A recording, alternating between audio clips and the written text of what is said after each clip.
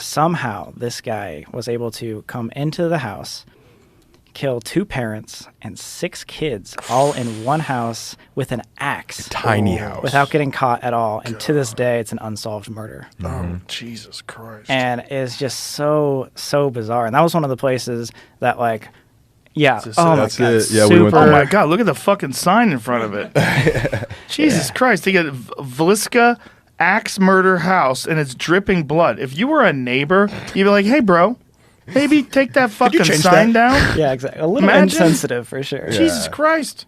So that was in 1912. That's Yeah. when that all happened. Yeah. So over 100 years. But that was like one of those things that we'd researched, and that was like interesting. But as soon as we stepped foot in that house, it was a whole different vibe. Yeah. It was one of those things that like.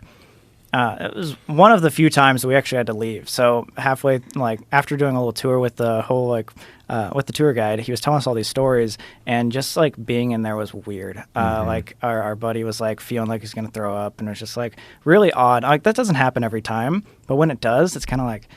And it might be because of how fucked up it was. Right. There was a lot of things that went down in this Well, murder. it's also about it, right? It would have been interesting if someone brought you into the house without telling you anything. Like, how do you feel in this place? And then see how you feel then. Right. Is it like a placebo effect maybe that because you know the story, you're could walking be. in there? I mean, that's a crazy placebo, right? Like Yeah, to know that a whole family's murdered with a fucking axe. Right. And the most gruesome part about it is the killer used the blunt side of the axe. So you can still, because we went there to investigate, you can still see like the axe markings in the ceiling when he was going back Oh God. to go down. And again, it's so weird because there was like, on the top floor, there was like the parents' room, but then right like 5 steps down a wooden creaky hallway was the children's room where there was 4 of them, and then there was 2 more of like their daughter's friends that they were hanging out with that were downstairs that got murdered as well. So how is it possible that he was able to get to all of them with the blunt side and just And like did he break in or was he hiding like in the attic? Like we don't know. really creepy. Yeah, I think So that was the one that got you the most? Yeah.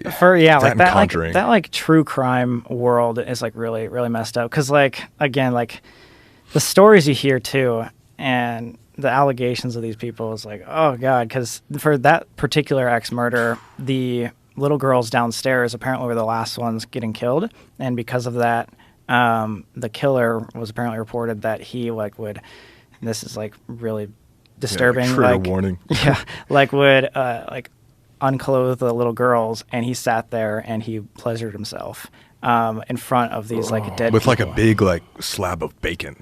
It was like those types of gruesome With a stories. big slab of bacon, A big slab too? of bacon. He like sexually pleasured himself to Oh, these like dead God. bodies. Yeah, like so of like girls rough. under like 10 too, I think, or 15, something like that. And it never happened again? And then they never found the guy? Did they have suspects? So they do have suspects, and what's really interesting is the 2 main suspects that a lot of people talk about were not the ones that we ended up talking about in our video, just because right before doing a research on this location, we saw this this author that just came out with a book about a serial killer, and she thinks she solved the villisca axe murders because that same exact style of murder was actually this the serial killer that went from Midwest town to Midwest town on a train, and it's called The Man from the Train. And the same exact thing. So like things like covering the mirrors after like the death, and like the back of an axe. The fact that he was left-handed, which he would eat meals like afterwards, like he'd like make himself a meal and sit with all the dead bodies and eat.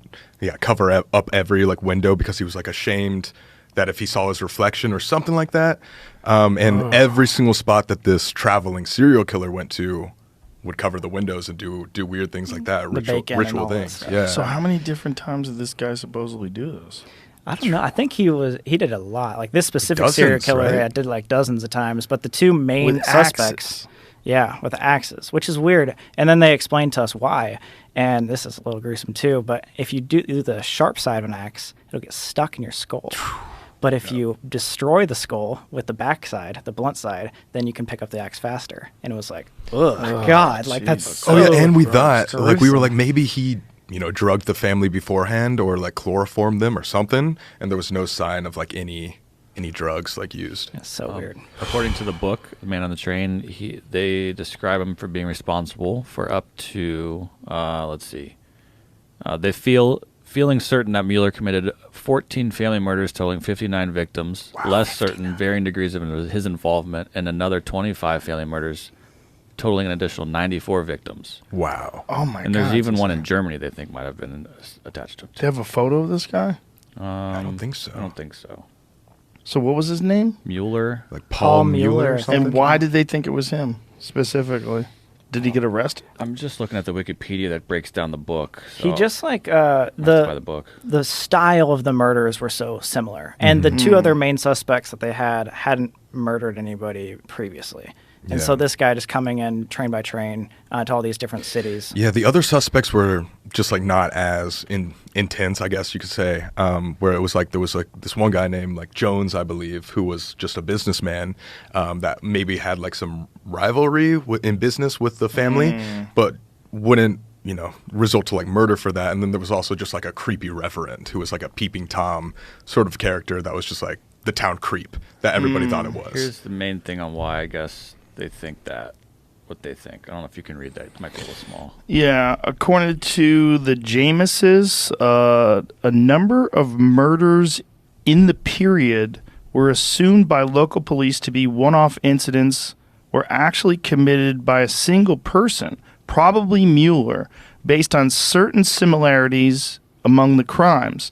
The similarities include the same being within a few hundred feet of railroad junction. Okay, so that's the book's title. It says the slaughter of entire families in small towns with little or no police force, and the families having a barn which the killer is believed to have hidden to observe the families. Oh, Which Jesus. Villisca had. Oh my God, Yep. that's so fucking. Imagine Messed up. this guy like waiting in the barn, watching the family go to sleep. For how many days, before he did it? And they were all at church service before it all happened as well, which is course. horrible.